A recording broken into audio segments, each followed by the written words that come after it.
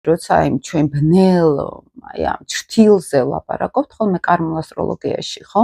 მე ცოტა თერაპიულადაც შეგვყავს ადამიანი, ხო? სწორი კითხვები არის იქ საჭირო, ხო ხედავ ხოლმე ხმთლიანობაში, რუკაში, სად არის მთავარი ნეგატიური ასპექტები, სად არის სევდა, მოდით ესე ვთქვათ, პიროვნების, ხო?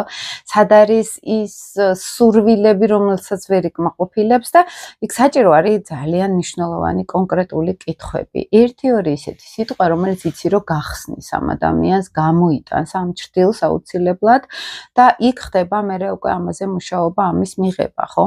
საერთოდ ეს ძალიან კომპლექსური თემა არის, როცა ჭრთილზე ვლაპარაკობთ, მან ჩვენ გვაქვს არაადეკვატური ეგო, ეს ძალიან ისეთ პირველ ხარისხში რო ვთქვათ, ესე პირველ დონეზე რო ვილაპარაკოთ, ხო, ჭრთილის პირველი დონე, მაგალითად იმაზე მეტი შეგვიძლია გვეგონოს შესაძლებლობებში თავი, ვიდრე იყოს. ეს არის ჩვენი სურვილები, ეს არის ჩვენი რა ეს მე მინდა ეს ყველაფერი რომ მქონდეს, ხო? ზოგთან ესე ვლინდება ხოლმე, აი მაგალითად ხა დედამიწა განსაკუთრებით ისეთი პლანეტა, ესე რომ შევხედოთ, ხო?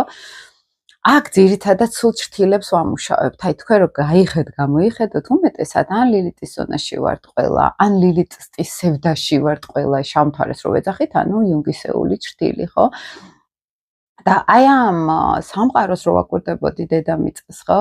ეს არ არის რაღაც დიდი საზოგადო საქმეების პლანეტა, ეს არის უფრო აი საკუთარ დარგზე მუშაობის პლანეტა. აი ის მარტოობა უნდა ისწავლოს სულმა თითქოს, იმ დარგს უნდა შეხვდეს, იქნება ეს ილუზორული დარგი, იქნება ეს გონია რომ რაღაც აი აქ აღწევს, იკმაყოფილებს იმ დიდ მოთხოვნილებას, რომელიც აქვს და სხვათაშორის აი ეს პრობლემა აქვს შამთვარეს, რომ რაც უფრო გონია რომ ვიკმაყოფილებთ, მით უფრო არაცნობიერმა ხო იცის რომ მანდ ჩვენ რაღაცას არასწორად ვაკეთებთ და ჩვენ ფაქტობრივად აქ მიღება გვინდა ენერგიის და არა გაცემა, ხო? ეს ელენა არის, სადაც გავცემთ ენერგიას და შამთვარე ეს არის მე სადაც ეგო განმივითარდა.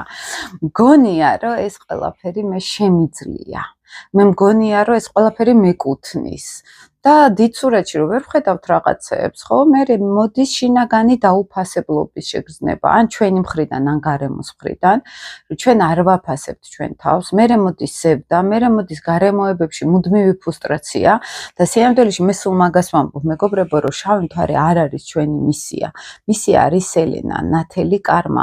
შავი მთვარე იმ დონეზე უნდა დავამუშაოთ, რომ ის უკვე ისე აღარ გვაწუხებდეს. ან ჩვენ და გავაცნობიეროთ, რომ აქ რაღაცა გვინდა და არ გვექნება.